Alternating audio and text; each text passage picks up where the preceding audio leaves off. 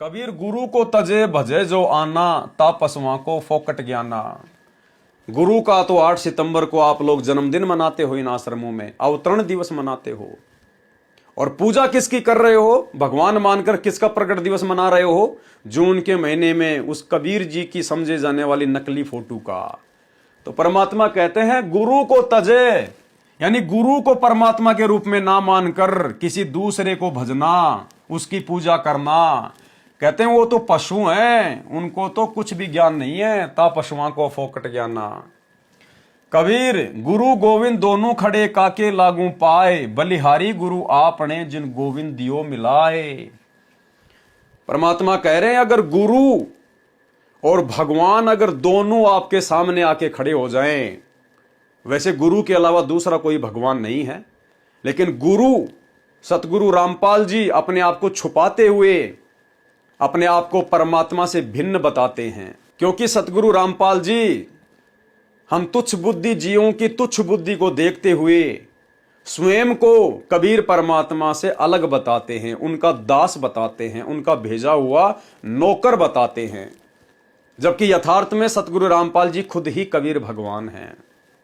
लेकिन वो सीधा सीधा कह दे कि मैं कबीर हूं, तो कोई भी उनकी बात को इतनी आसानी से नहीं मानेगा, मन में 100 प्रकार के उनके प्रति दोष पैदा कर लेगा। और गुरु के किसी भी वचन पर दोष पैदा होने का मतलब है अपनी भक्ति बर्बाद करना। इसलिए वे अपने आप को कबीर भगवान का दास कहते हैं, उनसे अलग दर्शाते हैं, और ये नियम है।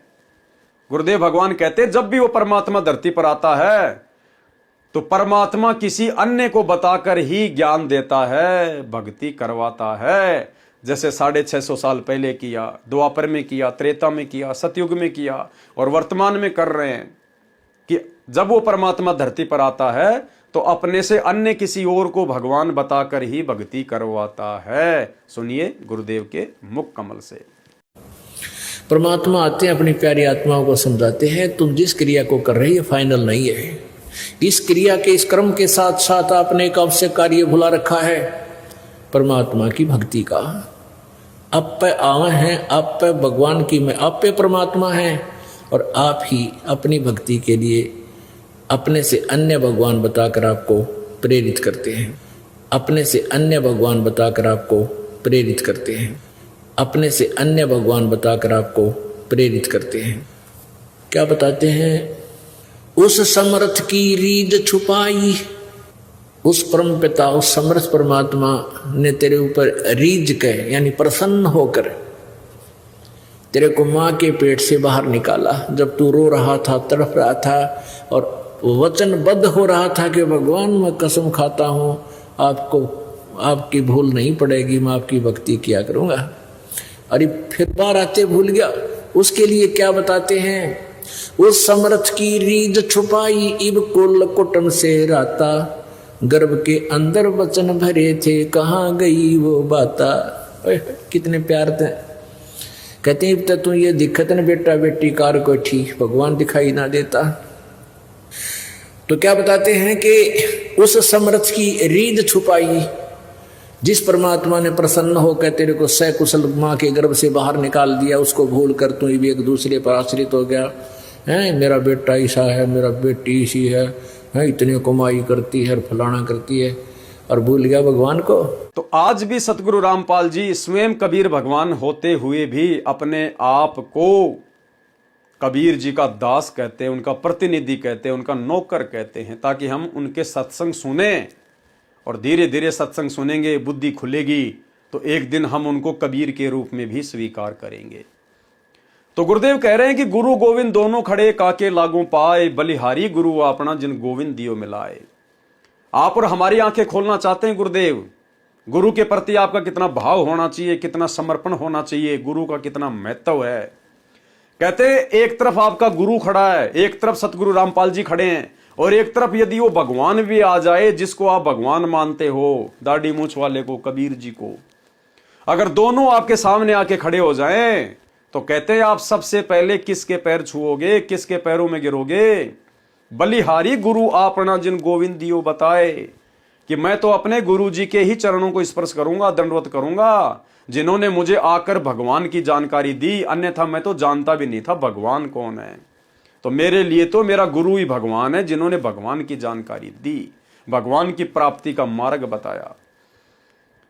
और केवल अपने गुरु को ही दंडवत करना है, गुरु को ही महत्व देना है। गुरु के बाद में यदि फिर आपने उस भगवान को भी दंडवत कर लिया या हाथ जोड़ के प्रणाम भी कर लिया, या आपने यदि उसकी तरफ देख भी लिया, तो भी आप फेल हो जाओगे, रिजेक्ट हो जाओगे। ये नियम है भक्ति का।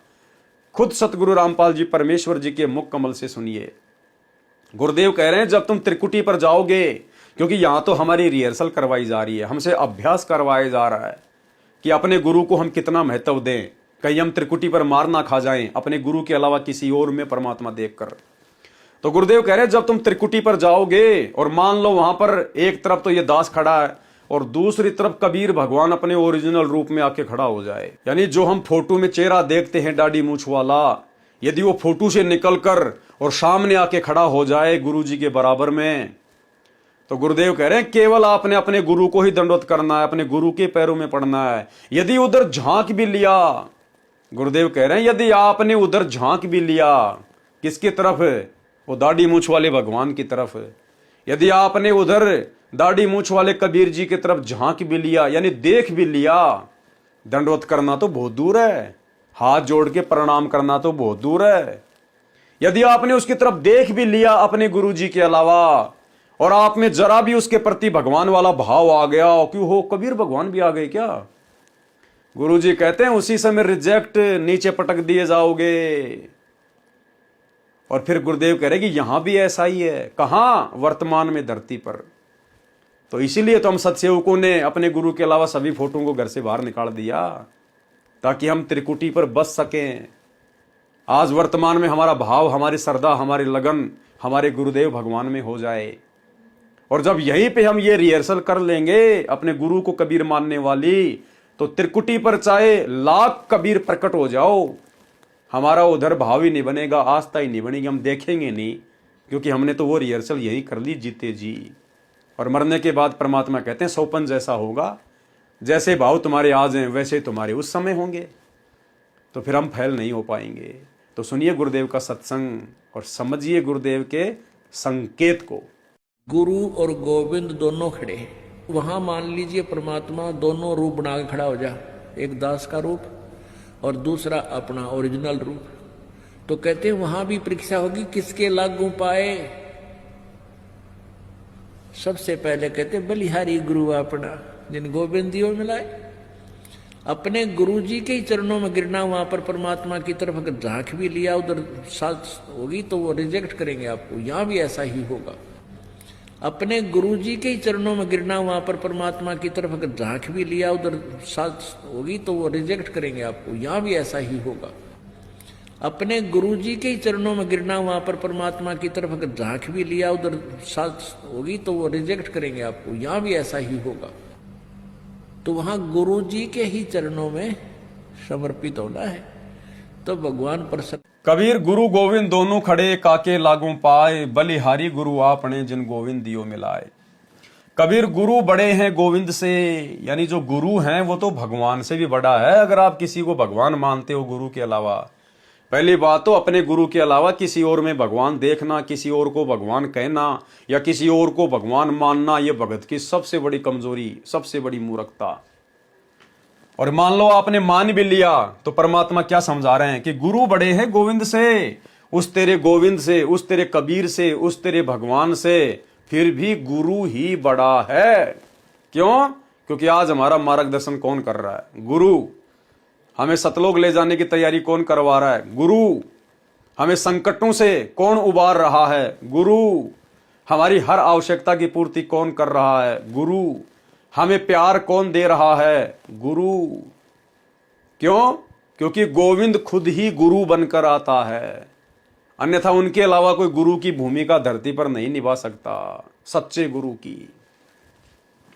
कबीर गुरु बड़े हैं गोविंद से, मन में देख विचार। गुरुदेव कह रहे हैं सत्संगों को आधार बनाकर थोड़ा चिंतन मनन कर।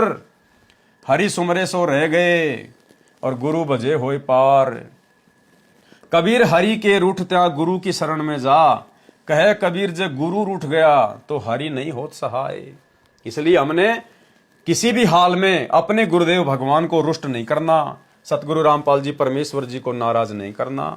और गुरुदेव नाराज कब होंगे? जब इनके अलावा हम किसी और को भगवान मानकर पूजेंगे तो ये तो नाराज हुए बैठे हैं भाई।